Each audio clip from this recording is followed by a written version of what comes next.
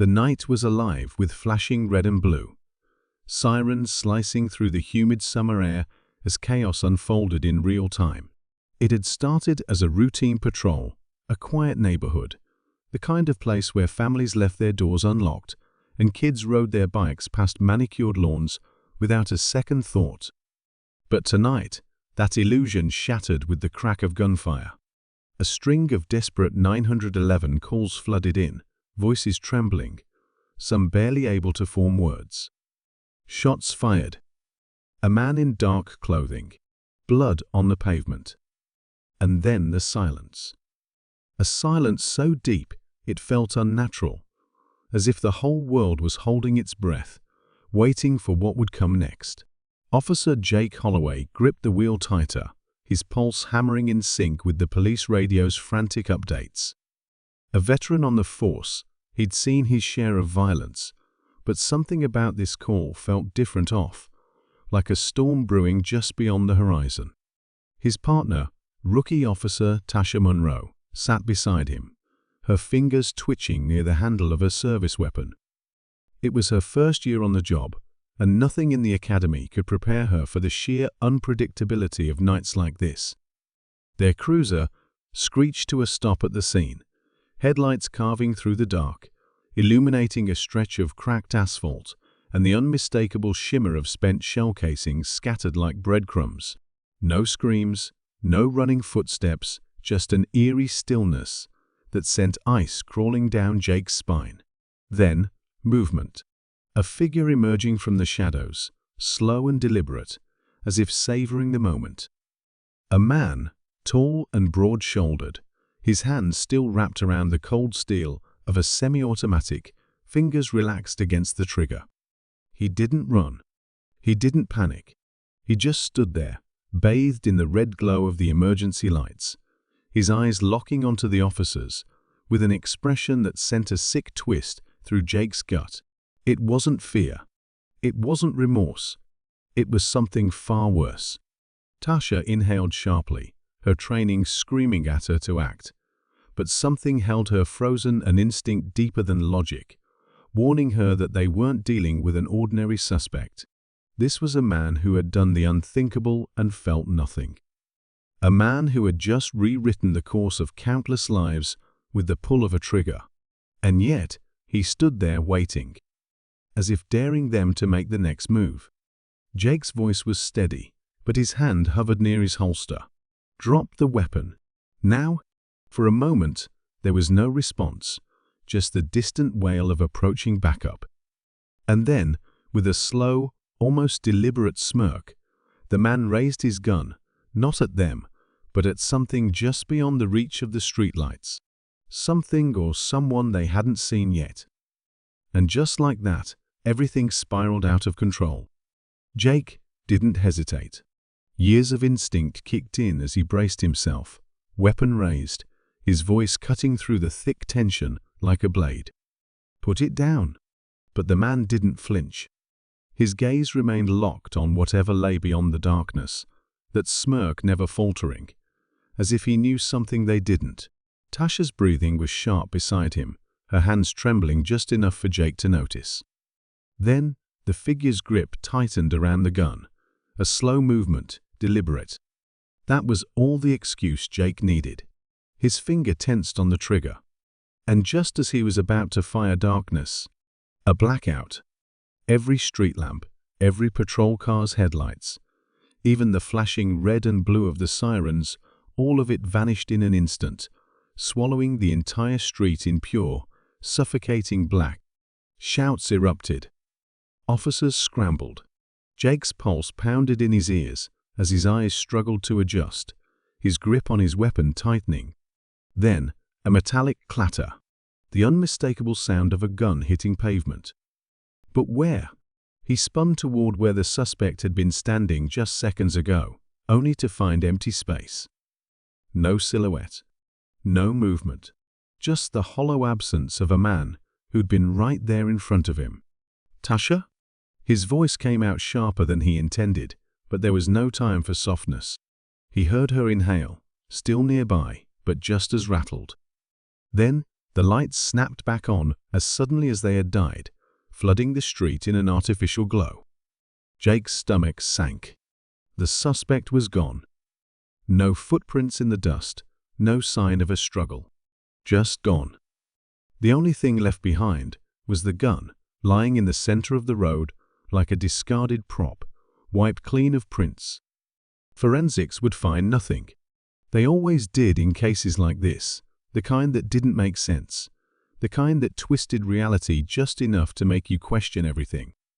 His radio crackled. More units were arriving. Witnesses would be questioned, evidence bagged, reports filed. But Jake already knew how this was going to go. They'd chase shadows, analyze dead ends, and by morning, it would all be chalked up to confusion in the heat of the moment. But Jake had seen that man, had felt the weight of his presence, and he wasn't the kind of ghost that disappeared easily. Still gripping his weapon, he turned, catching a flash of movement near the crowd of onlookers gathering beyond the police tape. A woman, her face partially obscured by a hood, watching him. Not the scene, not the flashing lights or the panicked whispers of neighbors. Him. The moment their eyes met, she turned, slipping between the bodies, moving fast. Too fast. Stay with the scene, he told Tasha, already pushing forward, weaving through the chaos after the disappearing figure. He barely registered the sounds of distant sirens or the anxious murmurs from the civilians. His mind locked onto one thing: the chase. She led him 3 blocks down, past shuttered storefronts and a diner still flickering with neon light. Then, just as suddenly as she had appeared, she stopped. Not ran. Not hid. Stopped. As if she had wanted him to follow her here. As if she had been leading him somewhere all along. Jake kept his stance firm, his grip tight. "Turn around," he ordered, his voice low. She obeyed, and the moment she did, he felt a strange weight settle in his gut.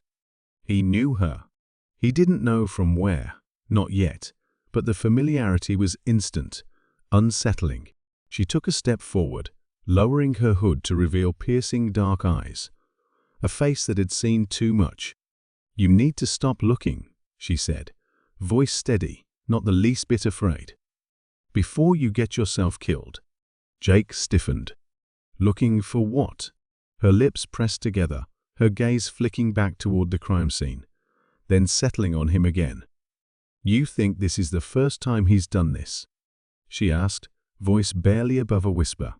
Something cold slithered down Jake's spine. "What do you mean?"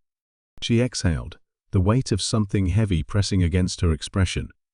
Then, she reached into her jacket, pulling out something small, folded, creased at the edges from years of handling.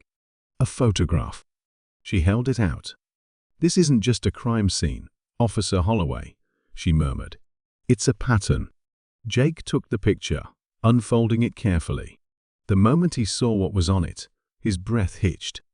It wasn't from tonight. The lighting was off, the clothing old, the setting just different enough.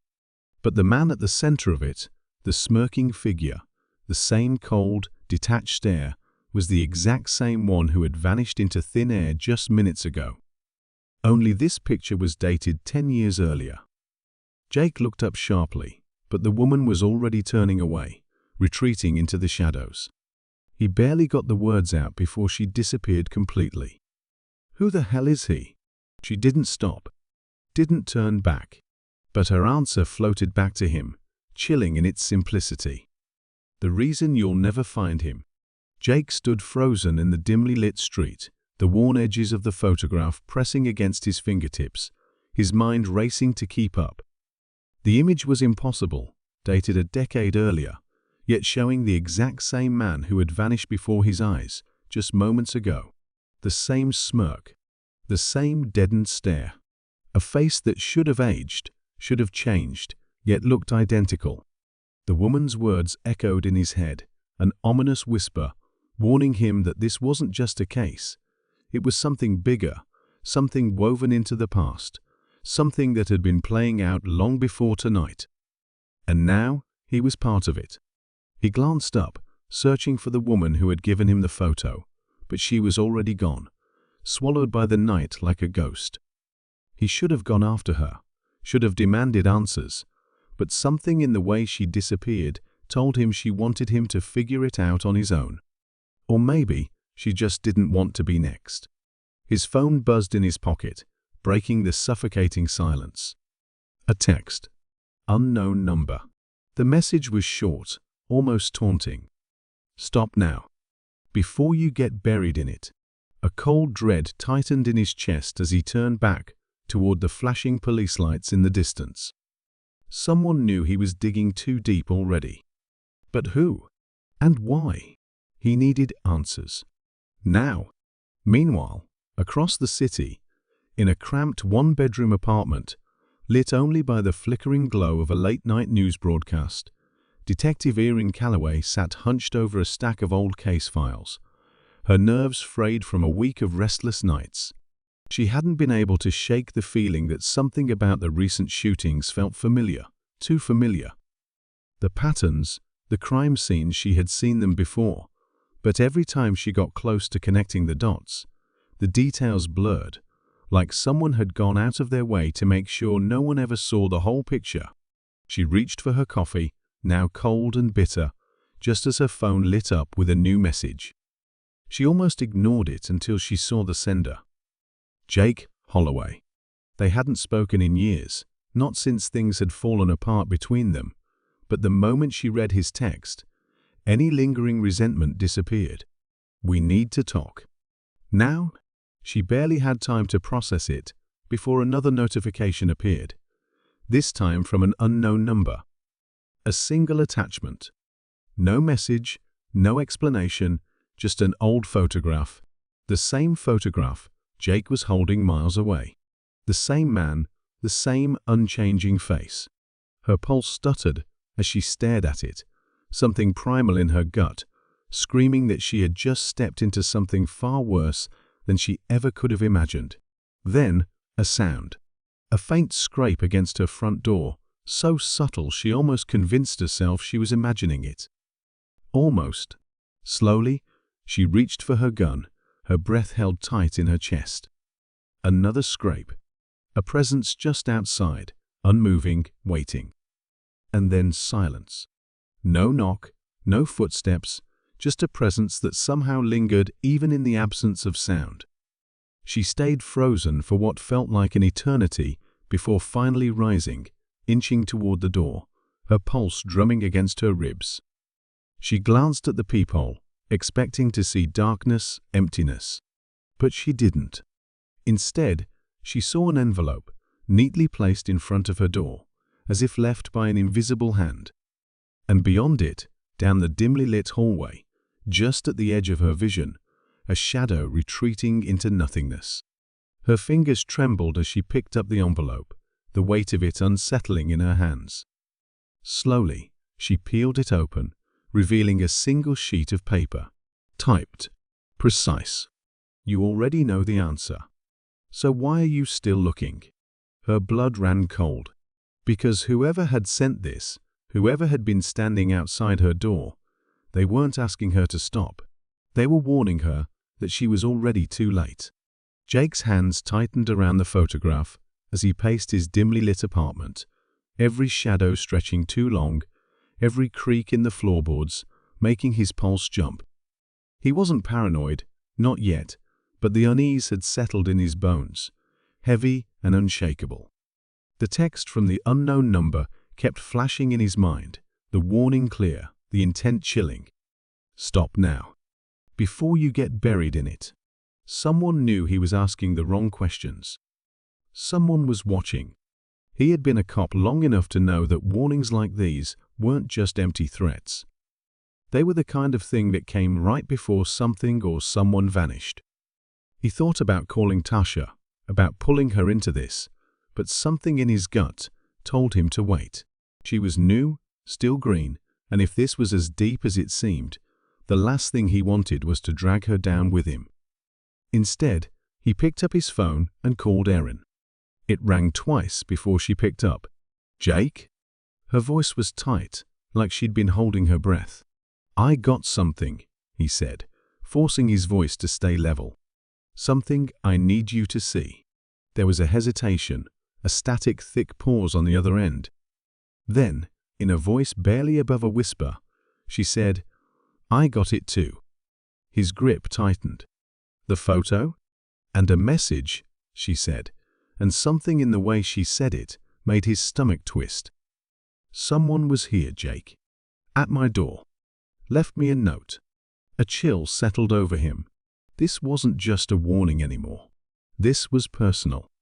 Whoever was behind this wasn't just keeping an eye on them, they were close. Closer than he had thought. He exhaled sharply, his mind already racing through the possibilities. "Pack a bag," he said. "We meet in an hour." The drive to their meeting spot was suffocatingly silent. Every pair of headlights in his rear view felt like a pair of watching eyes. Every intersection felt like a potential ambush. He checked his mirrors more times than he cared to admit, but nothing seemed out of place. Still, the feeling of being followed never faded. It clung to him, an invisible weight pressing against his shoulders, making his fingers itch near his holster.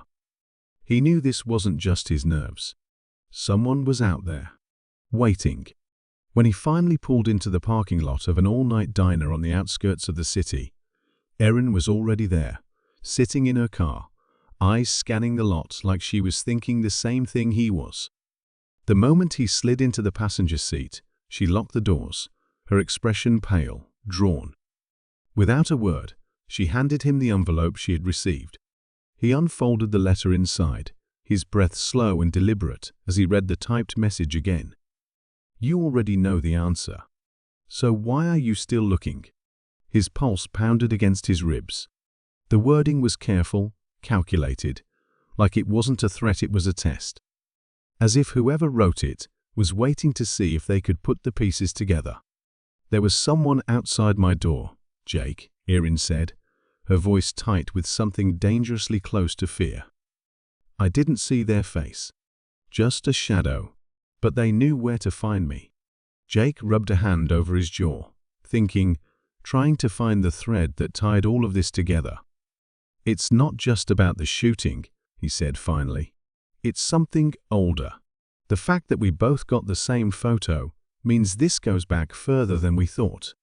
He hesitated, then added, "And if that guy hasn't aged in 10 years, we're dealing with something we don't understand," Erin finished, her eyes dark with realization.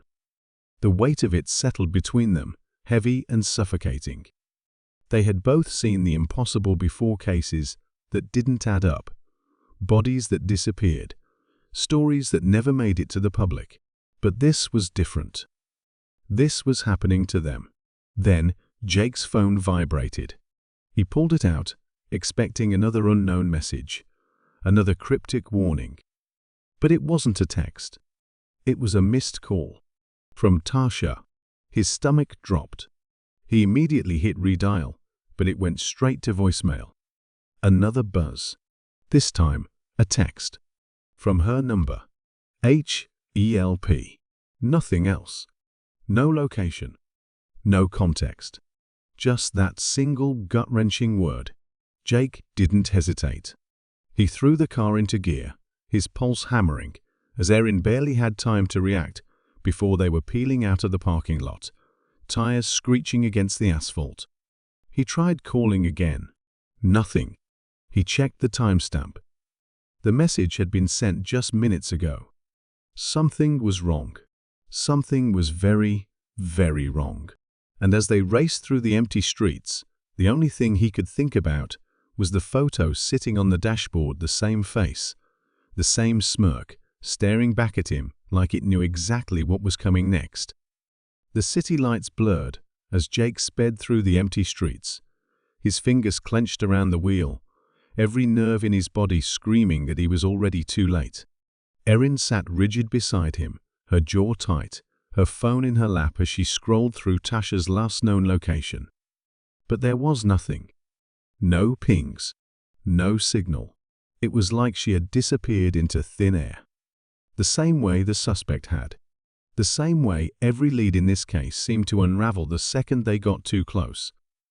The moment they reached Tasha's apartment building, Jake barely had the car in park before he was out, taking the stairs two at a time. The door to her unit was slightly ajar, the lock busted, the wood splintered where the bolt had been forced open. His gun was in his hand before he even registered pulling it. Erin followed close behind, her breath steady despite the tension coiling in the air. The place was trashed. Furniture overturned, drawers ripped open, papers scattered across the floor like a storm had torn through the room. But it wasn't random. Jake had seen break-ins before this wasn't one.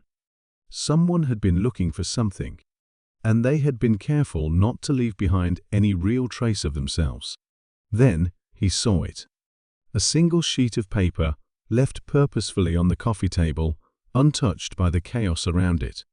He picked it up, his stomach twisting the second he saw the image printed on it. Another photograph, another face. But this time, it wasn't the suspect's. It was Tasha's. And it wasn't from tonight. The lighting, the framing, it was taken long before she had ever joined the force. A different time, a different life. At the bottom, in the same precise typed letters as the last message, were 4 words: "She's not who you think." His blood ran cold. He turned to Erin, his mind racing, trying to piece together what this meant.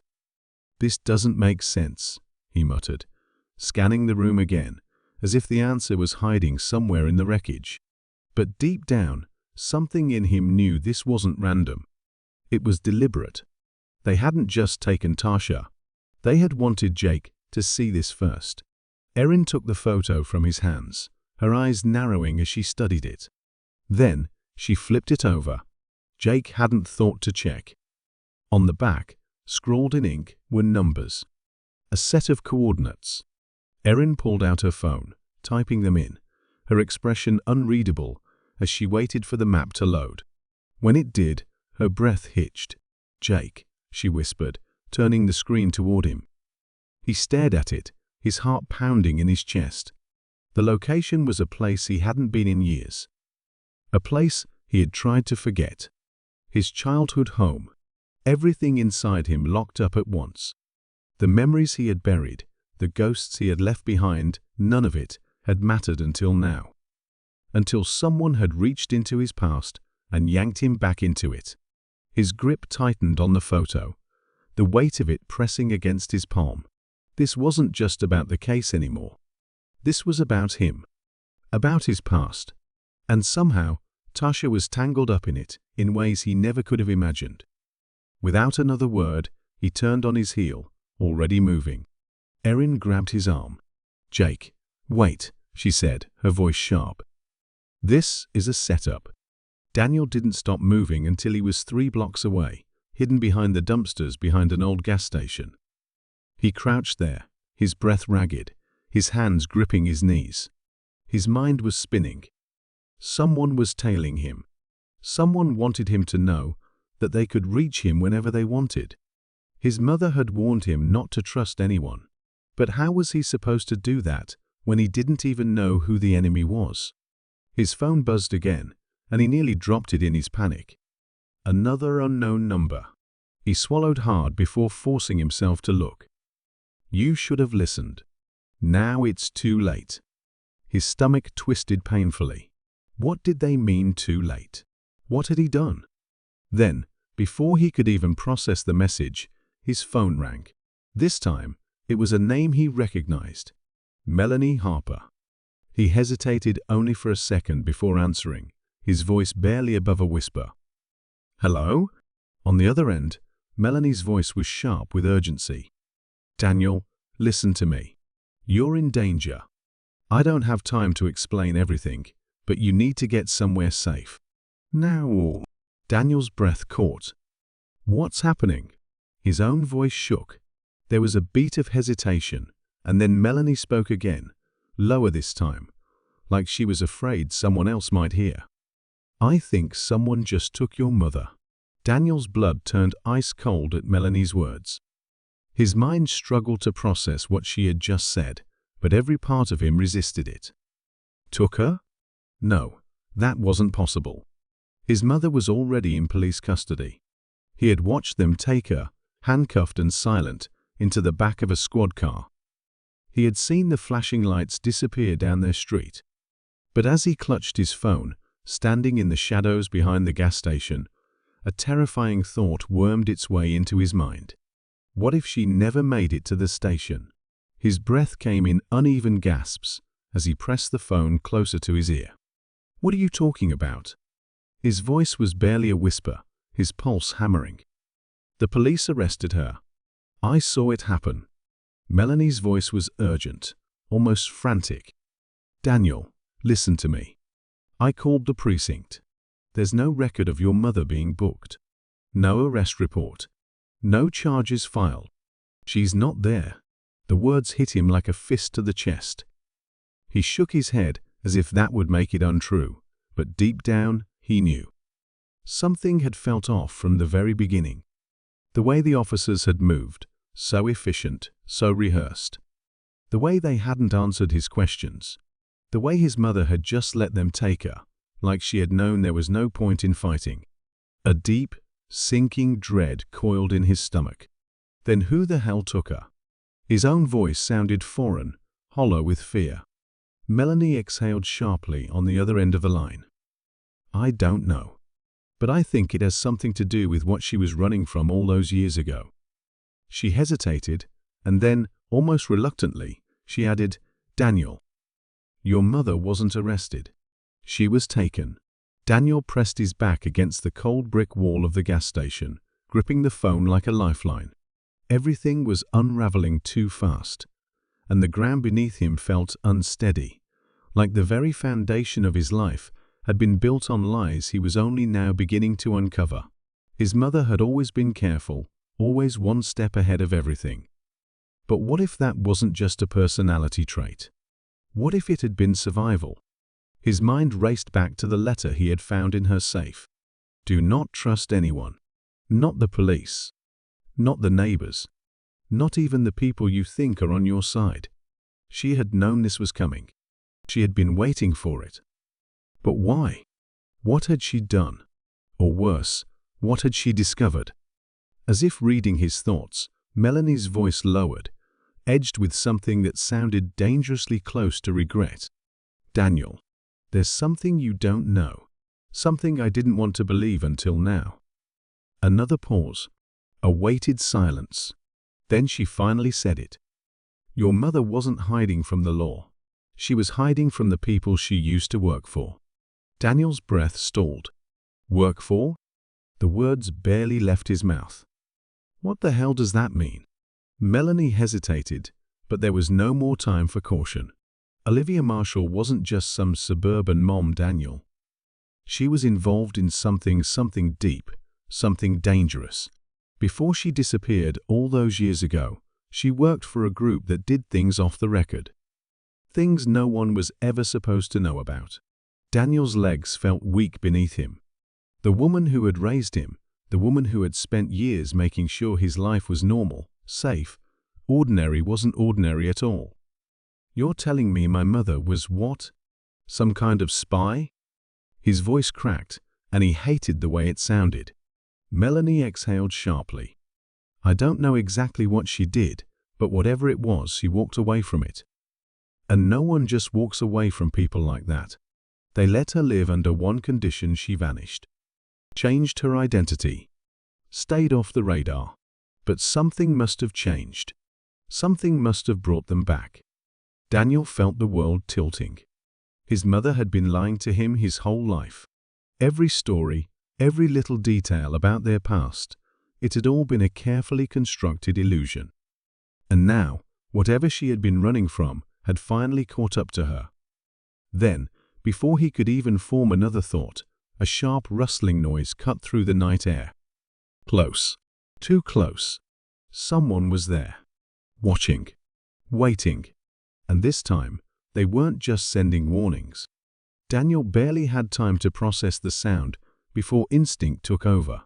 He spun toward the noise, his pulse hammering so violently, it felt like it might burst through his ribs. The alley behind the gas station was cloaked in darkness, the only light coming from the dull flicker of a street lamp in the distance. His eyes darted from shadow to shadow, scanning for movement, for any sign of whoever or whatever was there. But the silence was worse. It was thick, heavy, pressing in on him like a warning. Someone was watching him, just out of sight, waiting. He could feel it. He forced himself to move, one foot stepping backward, then another. Every nerve in his body screamed for him to run, but he couldn't. Not yet. If he ran, he wouldn't see them coming. He swallowed the rising panic and tightened his grip on his phone, glancing at the screen. Melanie was still on the call, her voice urgent in his ear. "Daniel? Are you there? What's happening?" His voice was hoarse when he finally spoke. "Someone's here." Melanie's sharp intake of breath sent another jolt of fear through him. "Get out of there. Now." But before he could move, a new sound cut through the silence. A voice. Low, deliberate. "You need to come with me." Daniel's breath caught in his throat. The figure stepped forward, just enough for him to make out their silhouette, tall, broad-shouldered, face obscured by the shadows. His heart slammed against his ribs.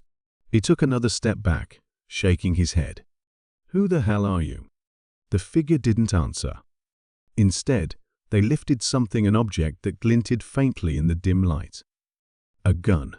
Daniel's stomach twisted violently. His entire body went cold.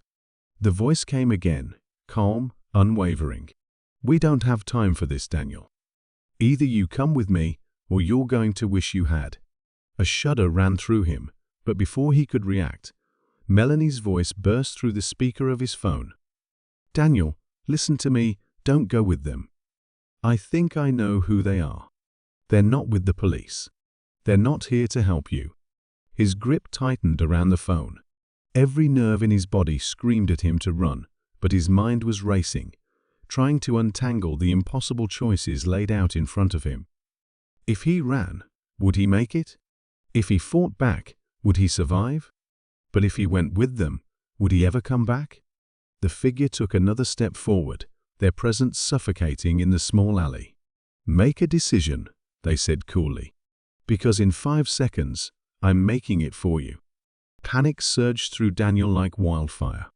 His mind flashed back to his mother, to the letter, to the warnings. Do not trust anyone. But what choice did he have now? He could feel time slipping through his fingers, every second stretching into something unbearable. He wanted answers. He wanted the truth, but he also wanted to live. And in that moment, he realized something terrifying: he might not get both. Daniel's chest felt like it was caving in.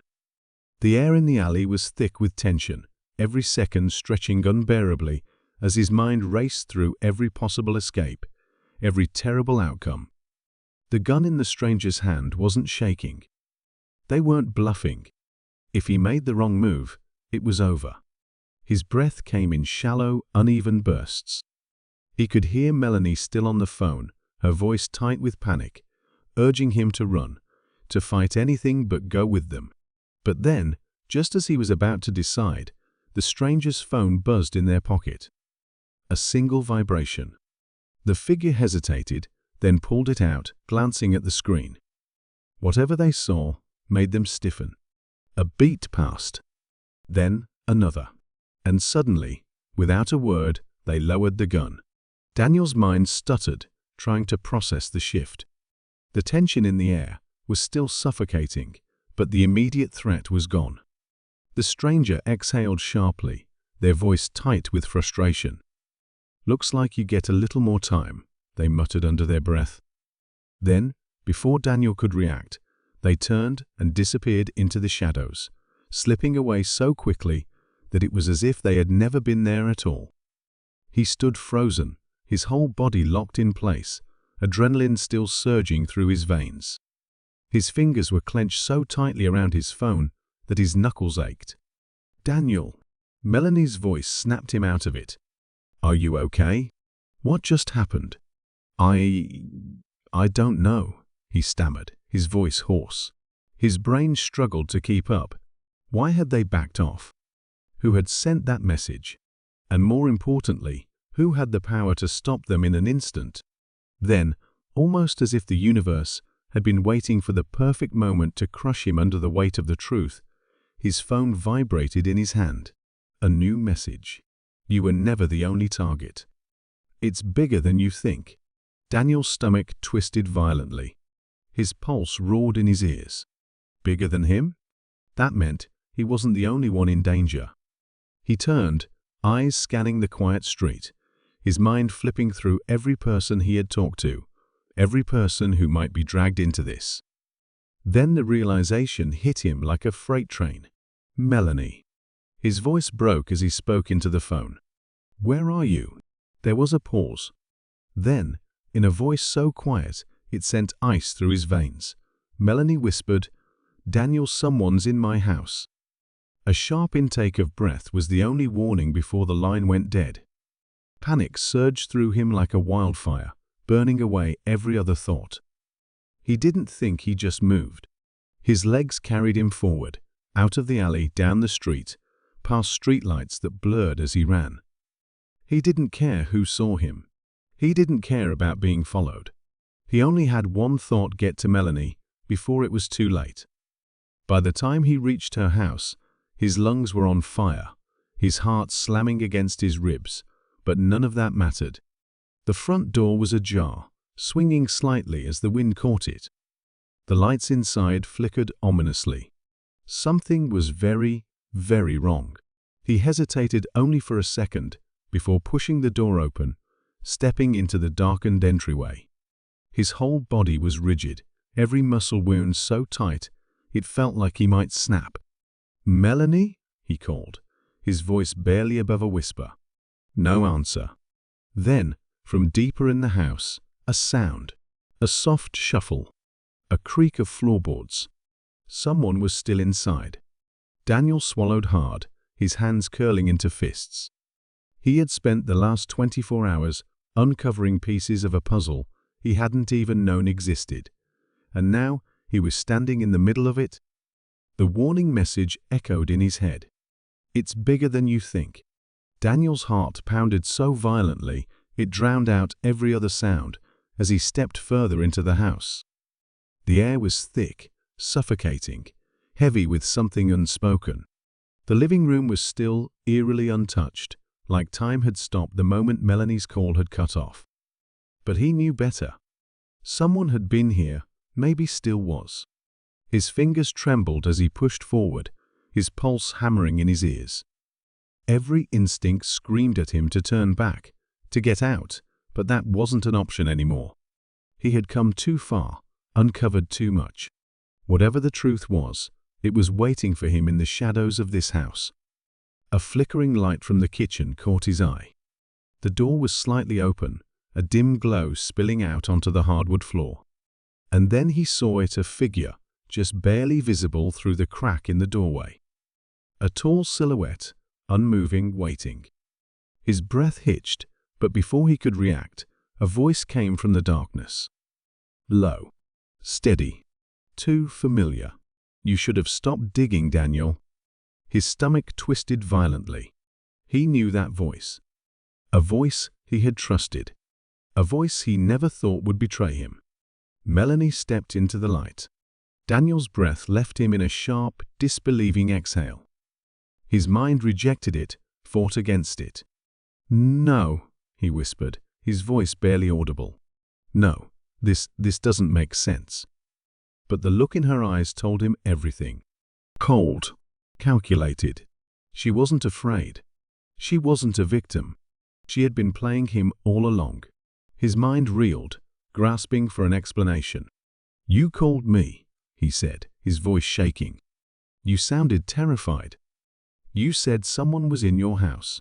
She tilted her head, her lips curling into something that wasn't quite a smile. And you came running, just like I knew you would. His blood ran cold. It had all been a setup. Every warning, every frantic message, every moment of fear, it had all been orchestrated to lead him right here. He took a slow step back, his entire body screaming at him to move, to escape, but Melanie didn't let him.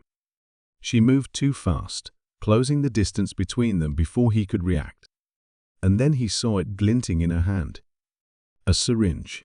Panic seized him, but before he could lunge away, she struck. The sharp sting in his neck was instant, burning as something ice-cold flooded his veins. His vision blurred, the room tilting dangerously. He tried to fight it, tried to push her away, but his limbs felt heavy, his body betraying him as the drug took hold. Melanie's voice was softer now, almost gentle. "I didn't want it to come to this, Daniel. But you wouldn't stop. You had to know everything. And now," she sighed, brushing a hand through his hair like she was soothing a child. "Now you do." Darkness clawed at the edges of his vision, but before he slipped under, before the world turned completely black, he heard the last thing she said, a whisper right against his ear. "Your mother didn't run from them, Daniel. She ran from me." Daniel woke to the rhythmic beeping of a heart monitor. His body felt leaden, his limbs sluggish, his mind fogged like he was surfacing from a nightmare he couldn't quite escape. The sterile scent of antiseptic filled his lungs as his vision slowly adjusted to the dim hospital room. The last thing he remembered was Melanie's whisper, her hand in his hair, the cold realization that every step he had taken had led him straight into her trap. But he was still alive. That meant something had gone wrong or right.